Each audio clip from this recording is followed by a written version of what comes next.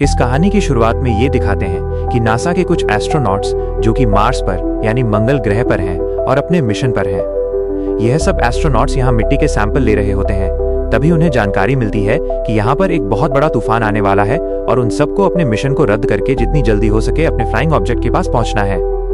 जब ये सब अपने फ्लाइंग ऑब्जेक्ट की तरफ बढ़ रहे होते हैं तभी मार्क वॉटनी जो कि एक एस्ट्रोनॉट है उनसे कुछ टकराता है और वो उस तूफान में खो जाते हैं। कमांडर उनकी बहुत कोशिश करती है लेकिन वॉटनी का कुछ भी पता नहीं चलता और न ही उनसे कोई संपर्क हो पाता है। सबको लगता है कि मार्क वॉटनी अब इस दुनिया में नहीं रहे और ये सब अपनी फ्लाइंग ऑब्जेक्ट पर आकर वहां से निकल जाते हैं। लेकिन जब मार्स पर तूफान शांत होता है तो पता चलता है कि मार्क वॉटनी अभी भी जिंदा है और उन्हीं के इक्विपमेंट्स में से एक रॉड उनके पेट में चली गई है। वो बहुत दर्द में होते हैं पर किसी तरह से उठकर अपने कैंप के अंदर पहुंचते हैं और शरीर से उस रॉड को निकालते हैं। वॉटनी यहाँ से किसी से भी संपर्क नहीं कर सकते क्योंकि संपर्क करने के सारे इक्विपमेंट्स तूफान में नष्ट हो चुके हैं और वो अकेले फंसे हुए हैं। उन्हें लगता है कि उनके साथियों को ये लगता है कि वो इस दुनिया में नहीं है। अगर उन्हें यहाँ से निकलना है तो उन्हें अगले 4 सालों तक इंतजार करना पड़ेगा क्योंकि नासा का अगला प्रोजेक्ट 4 साल बाद यहाँ से 3200 किलोमीटर दूर रहेगा और उन्हें वहां पहुंचना होगा। लेकिन वॉटनी 4 साल तक इंतजार नहीं कर सकते क्योंकि उनके पास इतने सालों का खाना नहीं है। अब उन्हें किसी भी तरह से अपने लिए खाना अरेंज करना होगा। इसीलिए वो तय करते हैं कि वो यहाँ मार्स पर खेती करेंगे। उनके पास आलू होते हैं और वो यहाँ आलू उगाना चाहते हैं, लेकिन उन्हें मिट्टी को उपजाऊ बनाने के लिए बहुत सारे पानी की जरूरत पड़ेगी और मार्स पर पानी नहीं होता है।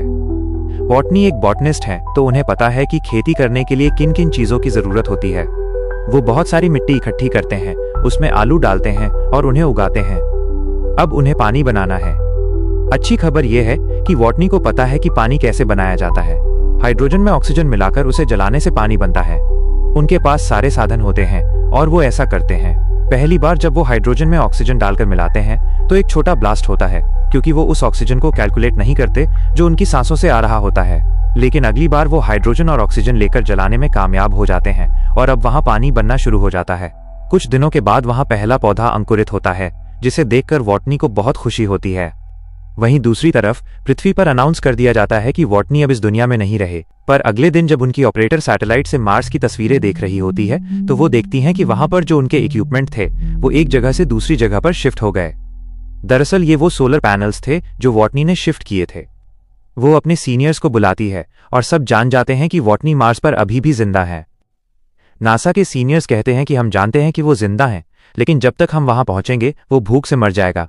उनका कहना सही होता है क्योंकि पृथ्वी से मार्स तक पहुंचने के लिए कई महीनों का सफर तय करना पड़ेगा और वॉटनी के पास इतने लंबे समय के लिए खाना नहीं है। वॉटनी को मार्स पर पूरे 68 दिन हो चुके हैं और वो जानते हैं कि नासा का अगला मिशन जो मार्स पर उतरेगा वो 4 साल बाद और यहाँ से 3200 किलोमीटर दूर होगा और उन्हें वहां पहुंचना होगा। इस सफर को तय करने में उन्हें कई सौ दिन लग जाएंगे। पृथ्वी पर नासा में लोग वॉटनी तक खाना और मदद पहुंचाने के लिए तैयारी करते हैं। इसकी पूरी तैयारी में उन्हें 3 महीने लगेंगे और जिस फ्लाइंग ऑब्जेक्ट को वो मार्स पर भेजेंगे उसे वहां पहुंचने में 9 महीने लगेंगे, यानी पूरा 1 साल। उधर मार्स पर वॉटनी की आलू की फसल को पूरे 48 दिन हो गए हैं। उन्होंने 400 आलू उगाए जो कि उनकी उम्मीद से ज्यादा अच्छी तरीके से उगे। वो आलू निकालते हैं और छोटे आलूओं को दोबारा बो देते हैं। वॉटनी जानते हैं कि अगर उन्होंने नासा से संपर्क नहीं किया तो वो भले कितने आलू खा लें पर वो जिंदा नहीं बचेंगे।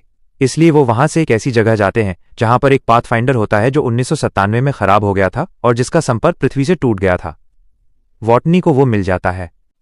पृथ्वी पर नासा की टीम जो सैटेलाइट के जरिए उनकी मूवमेंट पर नजर रख रही होती है वो समझ जाती है कि वॉटनी उस पाथफाइंडर को लेने जा रहे हैं।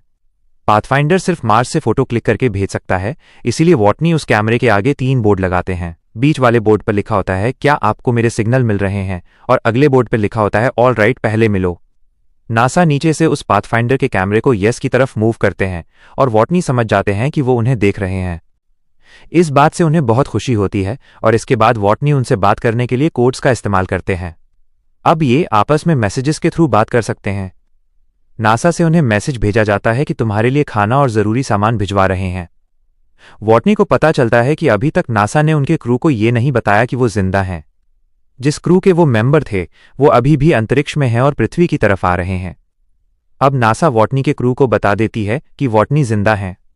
इससे उनके क्रू मेंबर्स को खुशी होती है पर उन्हें दुख भी होता है कि वो वॉटनी को वहां अकेला छोड़ाए। जब मार्स पर सब कुछ ठीक चल रहा होता है तभी एक दिन उस जगह जहां उन्होंने आलू उगाए थे वहां पर एक क्रैश होता है और उनकी सारी की सारी फसलें खराब हो जाती हैं। अब वो दोबारा फसलें नहीं उगा सकते, क्योंकि जो वातावरण उन्होंने वहां पर बनाया था वो नष्ट हो जाता है। हिसाब लगाया जाता है कि वॉटनी के पास जितने आलू हैं उनसे वो तब तक जिंदा नहीं रह सकते जब तक पृथ्वी से उनके पास मदद पहुंचेगी, यानी कि उससे पहले वो भूख से मर चुके होंगे। इसीलिए नासा वॉटनी को एक मैसेज देती है और कहती है, तुम्हें अब कम से कम खाना खाना होगा, ताकि जब तक तुम तक मदद और खाना पहुंचे तुम जिंदा रह सको। वॉटनी ऐसा ही करते हैं। जो खाना वो एक दिन में 3 बार खाते थे, अब उसे वो एक बार का खाना 2-3 दिन तक चलाएंगे। नीचे नासा उनके लिए लॉन्च की तैयारी करती है, जिसमें उनके लिए खाना और जरूरी सामान होता है। लेकिन यहां पर उन्हें देरी होती है, इसीलिए वो उसकी टेस्टिंग नहीं करते और इसे लॉन्च कर देते हैं। लेकिन वॉटनी की किस्मत एक बार फिर उनका साथ नहीं देती। लॉन्च होने के बाद रॉकेट आसमान में ब्लास्ट हो जाता है और सब निराश हो जाते हैं, क्योंकि अब वॉटनी नहीं बच सकते। जब वॉटनी को पता चलता है कि लॉन्च फेल हो गया तो वो टूट जाते हैं और नासा को एक मैसेज करते हैं। उसमें लिखा होता है कि मेरे माँ बाप तक ये संदेश जरूर पहुंचाना, मैं आज भी मार्स पर हूं। हमें हर चुनौती के लिए तैयार रहना चाहिए। आप उनसे कहना कि मुझे मेरा काम पसंद है और मैं साइंटिस्ट भी हूं, और अगर मैं इसमें मर भी गया तो मेरी मौत के पीछे एक नेक मकसद होगा जो मुझसे ज्यादा है। मैं उनसे कहना कि मैं मुश्किलों से डरा नहीं, मैं उनका सामना किया। वहीं नासा पूरी तरह से उम्मीद छोड़ चुका है और चाइना नासा की मदद करने का फैसला करता है, क्योंकि उनके पास मार्स पर जाने के लिए पूरी तैयारी होती है। अब 28 दिनों में नासा चाइना की मदद से दोबारा लॉन्च करने की तैयारी करता है। इसी बीच एक लड़का होता है जिसका नाम रिच होता है और जो एस्ट्रोडायनामिक्स में काम करता है। रिच नासा की टीम को वॉटनी को बचाने का एक तरीका बताता है।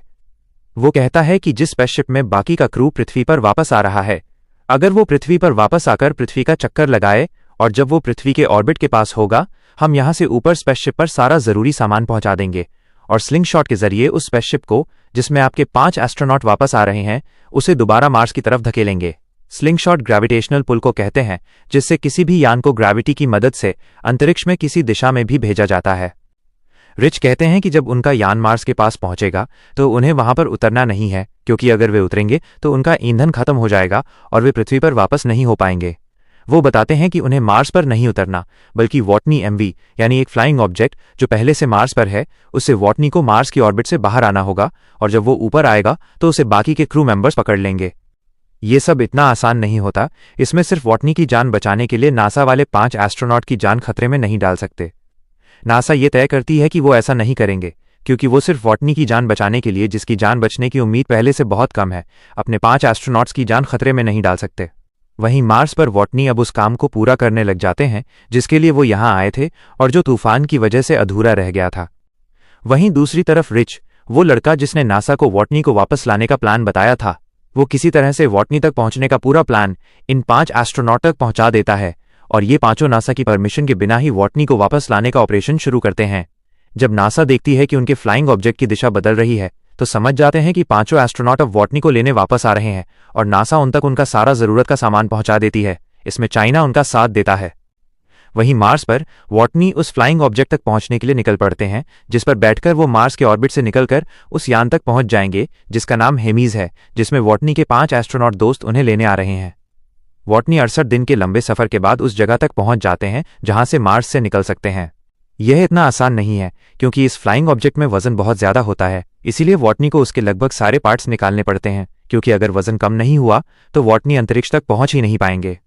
वॉटनी को अपनी फ्लाइंग ऑब्जेक्ट से 5000 किलो वजन कम करना होगा, और वॉटनी को अपने फ्लाइंग ऑब्जेक्ट से सभी सामान को उतारकर बाहर फेंकना पड़ता है। अब वॉटनी एक ऐसी फ्लाइंग ऑब्जेक्ट से अंतरिक्ष में जाएंगे जिससे अंतरिक्ष तक पहुंचना बहुत मुश्किल है, पर उन्हें ऐसा करना पड़ता है। पूरी दुनिया की नज़र इस मिशन पर होती है और वॉटनी टेक ऑफ करते हैं, और अब उनका फ्लाइंग ऑब्जेक्ट अंतरिक्ष की तरफ बढ़ना शुरू हो जाता है और वो अंतरिक्ष में पहुंच जाते हैं।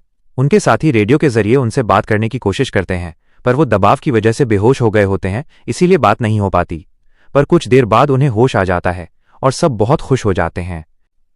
यहां एक और मुसीबत होती है कि वॉटनी की स्पीड बहुत तेज होती है और उन्हें पकड़ना इतना आसान नहीं है। वॉटनी कहते हैं कि मैं अपने स्पेस सूट पर छेद करूंगा और उसमें से जो हवा निकलेगी उससे मैं अपने आप को दिशा देकर तुम तक पहुंच जाऊंगा। उनके साथी उन्हें ऐसा करने के लिए मना करते हैं। उधर हेमी स्पेसशिप की स्पीड बहुत तेज होती है, इसीलिए उन्हें अपने स्पेसशिप का एक हिस्सा उड़ाना पड़ता है, जिससे उसकी स्पीड कम हो जाती है। अब उन्हें वॉटनी अपनी ओर आते दिखाई देते हैं और स्पेसशिप की कमांडर एक फ्लाइंग चेयर पर बैठकर वॉटनी को पकड़ने जाती है, पर जिस रस्सी से वो बंधी होती है वो खत्म हो जाती है और वॉटनी तक पहुंचना अब नामुमकिन है। वॉटनी यहाँ पर वही करते हैं जो उन्होंने कहा था। वो अपने स्पेस सूट पर छेद करते हैं और अपने फ्लाइंग ऑब्जेक्ट को छोड़ देते हैं, और उनके स्पेस सूट से जो हवा निकल रही होती है वो उससे अपने आप को दिशा देते हैं, और किसी तरह से वो अगले कमांडर तक पहुंच जाते हैं जो उन्हें चेयर पर बैठकर वहां पर लेने आया होता है। जैसे ही उसका हाथ पकड़ने वाला होता है वो उसके हाथ से छूट जाते हैं, लेकिन जिस रस्सी से वो बंधी होती है वॉटनी उस रस्सी को पकड़ लेते हैं। इस तरह से ये वॉटनी को वापस अपने स्पेसशिप में ले आते हैं और वॉटनी की जान बच जाती है। इतनी मुश्किलों का सामना करने के बाद जब वॉटनी पृथ्वी पर आते हैं तो वो स्टूडेंट्स का इंस्ट्रक्टर बन जाते हैं, जो उन्हें ये सिखाते हैं कि दूसरी दुनिया में अधिग्रहण पर जिंदा कैसे रहा जाता है।